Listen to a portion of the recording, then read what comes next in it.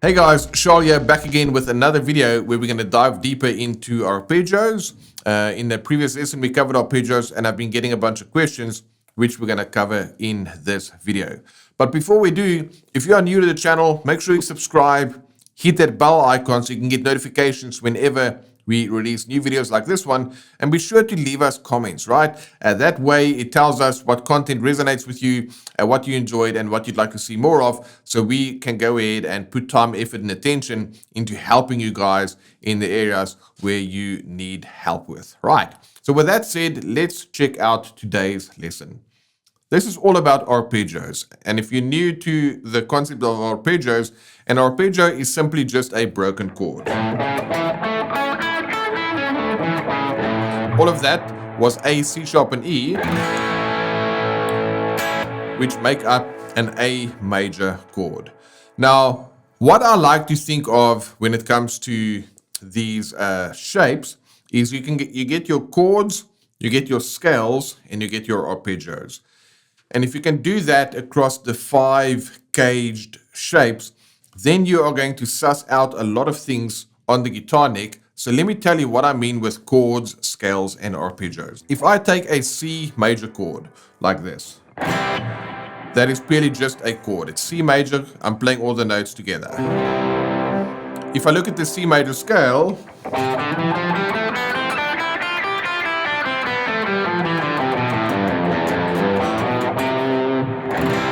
that's my scale. It's literally all 7 notes of the major scale. And if I look at my arpeggio, that is playing a broken chord, playing the notes one after each other. C, E, G.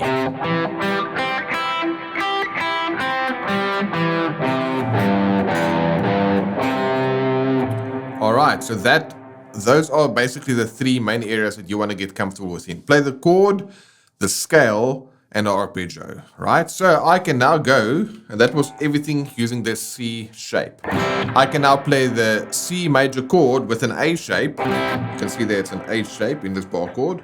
Okay, so I can play the chord. I can play the scale.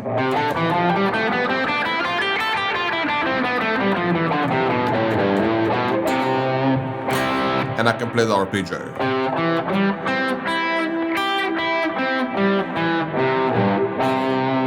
Alright, so now I've just done the chord, the scale, and arpeggio in the A shape. I can also do that with a G shape. Here's my chord. We never play this full chord like this, but it's like a G chord that I've moved up and barring it to give me a C major. We'll only use fragments of this chord when we actually play the shape in a real life situation, but this is the chord. Here's the scale.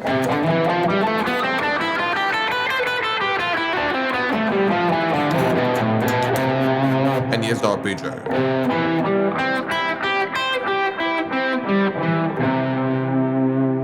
Pretty cool, right?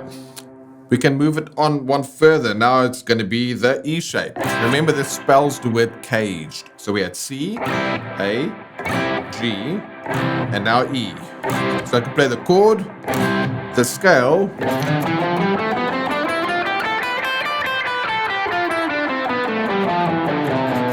and arpeggio.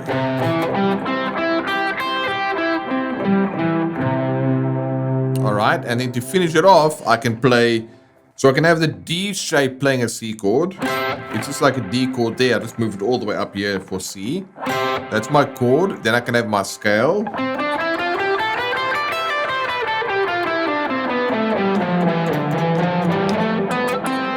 And I can have my arpeggio.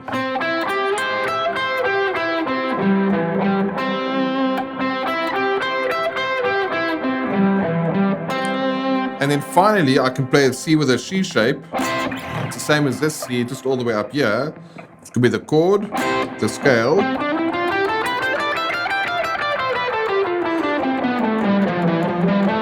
and the arpeggio.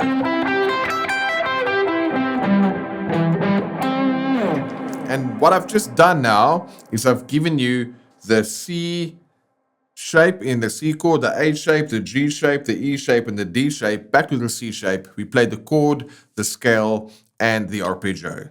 So can you imagine if you learn all of those things, how much better you will be at either playing a fragment of the chord or playing the scale, the notes of the scale, doing some of the melodic math that we look at a lot on this channel, or being able to highlight all the chord tones using an arpeggio. That, if you can do what I've just done, you're going to really dial in the neck quite nicely. And there's going to be a link in the description if you want to download a PDF with the chords, the scales, and arpeggios, so that you can go in and learn them. And the beautiful thing is you can move this around in any key, which means you can play this in any key you want. So what I'm going to do now is I've got a simple backing track over here, which is 4-1-5-6.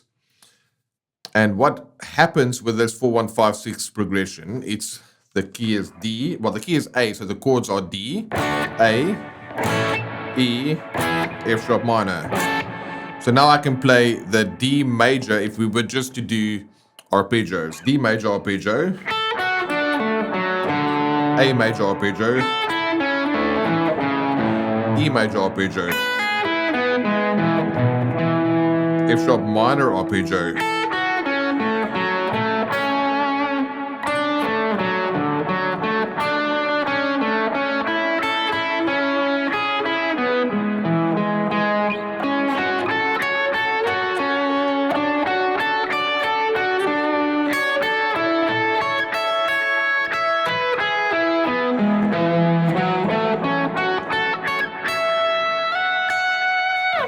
all right.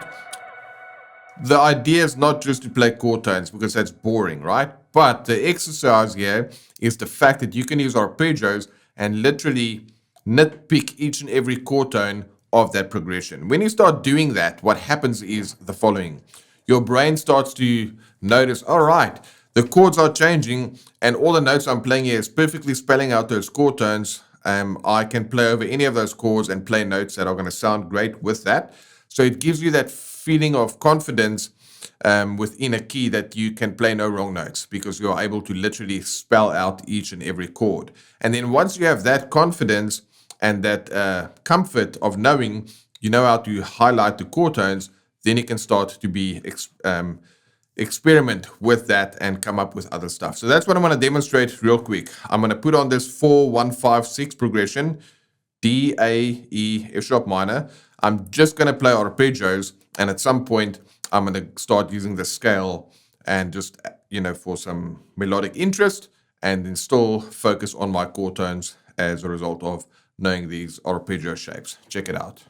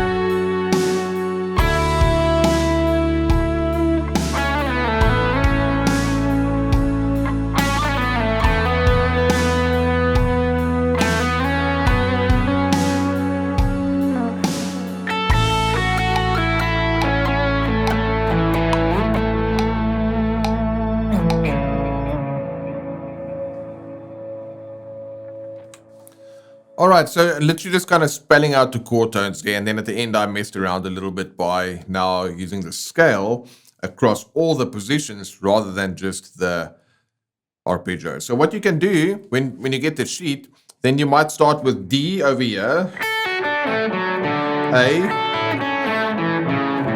then E, F sharp minor. Then you can go to D here, A,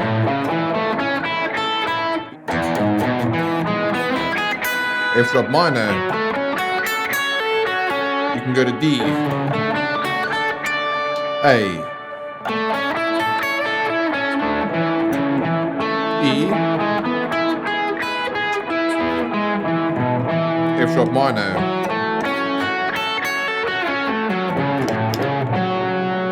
Etc., etc.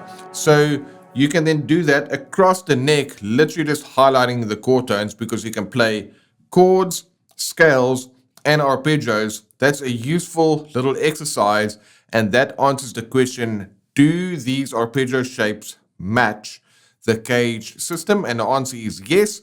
And what we didn't get time to cover in this video in detail are the minor shapes. I used some of them to show you how I played over the 6th chord. All of that is contained in the PDF that you can download in the description below. All right, guys, hopefully that was helpful and that you can see how using and learning arpeggios, chords, and scales across the 5 different shapes of the cage system will help you to map out the neck so you can more freely flow across the whole neck without being afraid of hitting a bum note, because you've literally taken the time to map out the harmonic geography, so to speak, being able to highlight all of those chord tones of the chords you are playing over.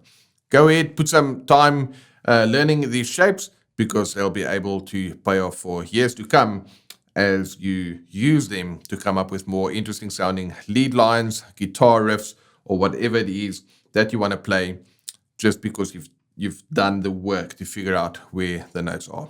All right, so if you enjoyed this lesson, please do us a favor, hit the like button, leave a comment below so we know that you enjoyed this content, and we'll be able to do more of that in future. And of course, if you haven't yet, make sure that you subscribe, hit that bell icon, and you'll be notified whenever we release new videos just like this one. All right, guys, I hope you enjoyed this lesson. I look forward to seeing you back again next week. But remember, there's a ton of videos on the channel that you can check out in the meantime. Have a great one and chat soon.